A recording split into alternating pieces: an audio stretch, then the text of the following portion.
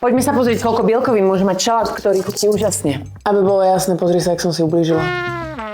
Cícerové cestoviny. Varené, samozrejme. 8 uvarených vajec.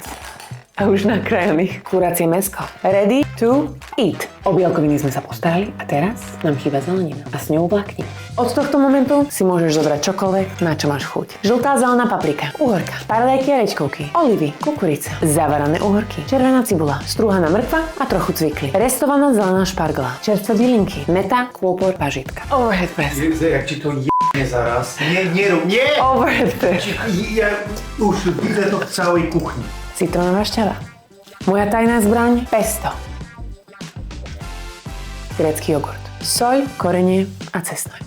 A teraz poriadne vymiešaj. A takto sa pracuje čisto. Urobila som rýchlu matematiku. Celá miska má 220 gramov bielkovín. Takže máš skvelé jedlo pre celú rodinu, alebo dokonalý meal prep na minimálne 5 dní, kde jedna porcia obsahuje aspoň 45 gramov bielkovín. Toto je jedna porcia. Toto všetko môžeš zjesť. Moje gusto. Výborný. Určite vyskúšaj. Kreativite sa medzi nekladú, len dávaj pozor, aby si doma mala veľkú misku. Gigantickú misku. To budeme jesť celý týždeň. Nemyslím.